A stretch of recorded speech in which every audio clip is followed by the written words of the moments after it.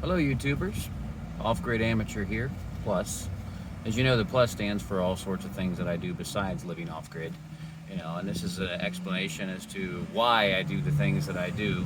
A little insight into the reasoning behind the living off-grid and working the different apps that I work in the gig economy, like DoorDash and Uber Eats, Grubhub, all these different delivery platforms.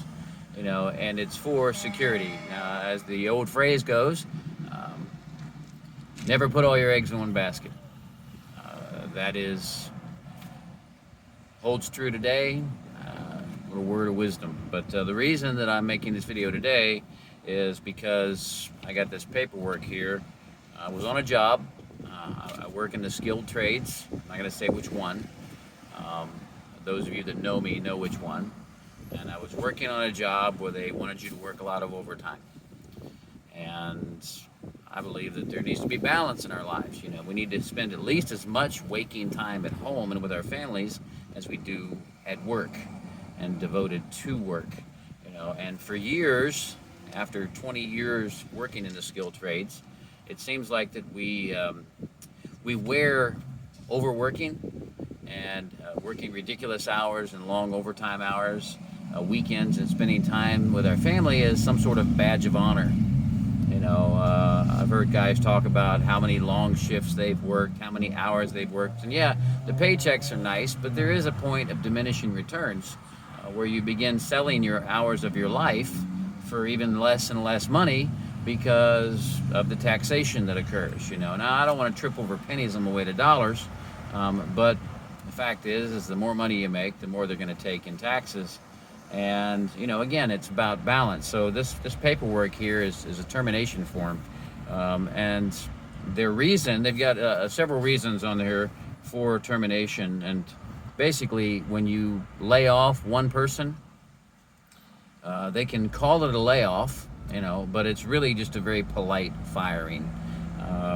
So the reasons for termination from this job that I was on that are available is layoff, reduction in force, which that happens a lot, inability to perform the available work, that wasn't checked off, inadequate workmanship, that wasn't checked, does not meet job site requirements, this could be drug testing, whatever. Another one is chronic absenteeism or tardiness, voluntary quit, or a violation of company policy, uniform work rules. And then there's one space down here that's marked other, and they write in their reason. And the reason that I was politely fired was because I was unable to work testing crew hours on this job. After all the equipment is installed, it's got to be tested before it can be handed over to the customer.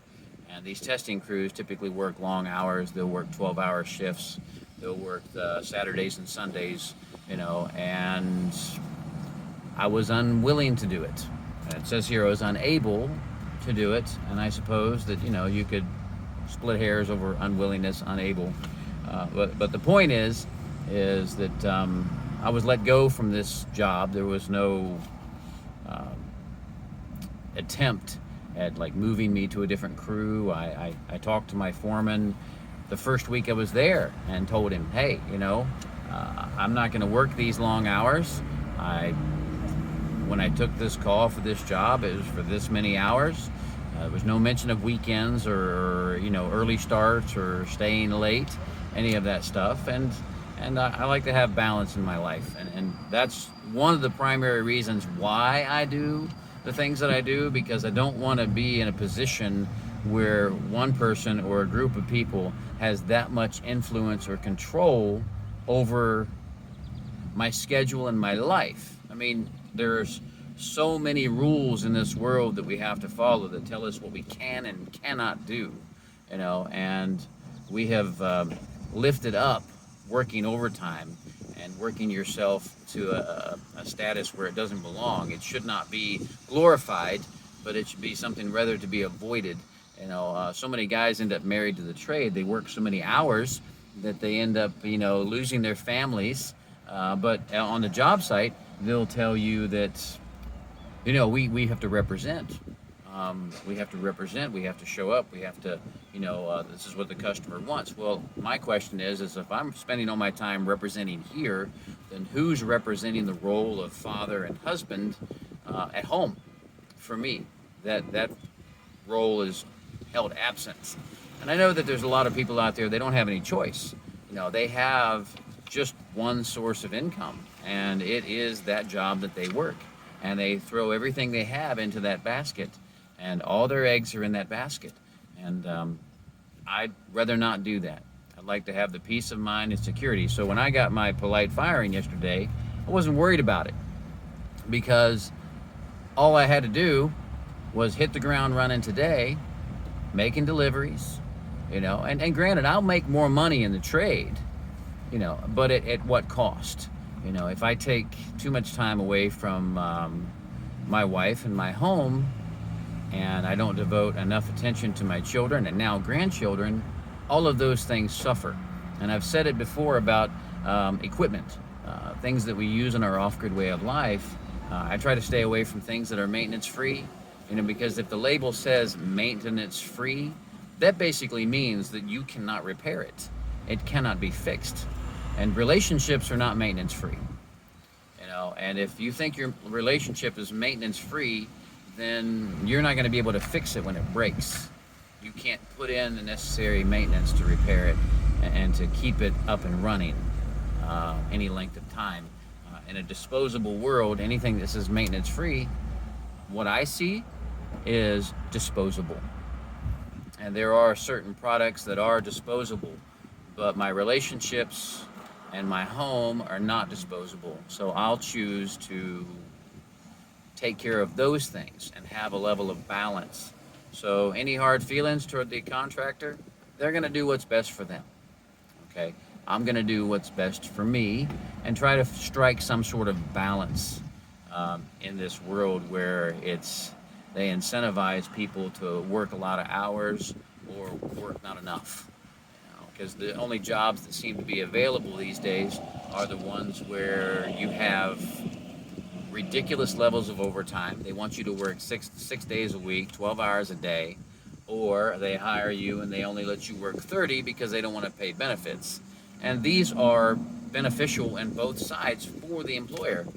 Not paying benefits, I can hire 2 people, work them both 30 hours a week, which equals 60 hours, and that's 60 hours of straight pay. If I work a job that is 60 hours a week, then that's beneficial to the employer, because now instead of paying 2 people straight time at 60 hours, they've paid 1 person 60 hours and time and a half versus paying 2 people at 60 hours and time and a half. It all depends on their needs. So they're going to do what's best for them, and I would encourage you to do what's best for you. And remember, your life isn't disposable. Your relationship with your spouse isn't disposable, and your children is not disposable. So, and because it's not disposable, it's also not maintenance free. So put in the maintenance, put in the time, and try to strike a balance, and be willing to accept things like this termination because I was unable to work the testing crew hours, and I'll go out for somebody else, and I will assert myself if they try to impose overtime on me. They tried to impose it, they tried to encourage it. There's always that subtle speech about, hey, we're working Saturday, okay, have a good time. I won't be here, So, this is just wanted to tell you about the polite firing and why I do the things that I do, the way that I live, why I've cultivated gig economy stuff. So I would encourage you to do the same if that suits you. Everybody has to make their own decisions, but you have to weigh what it's going to cost you. What do you gain and what do you lose? And then you come to your own conclusion. Either way, just want to tell you about how I got fired, very politely, and I'm going to wish you all a great day. I'm going to get back to working, hit my gig economy apps today, and hold my own doing that until the next job calls me. All right? See you later.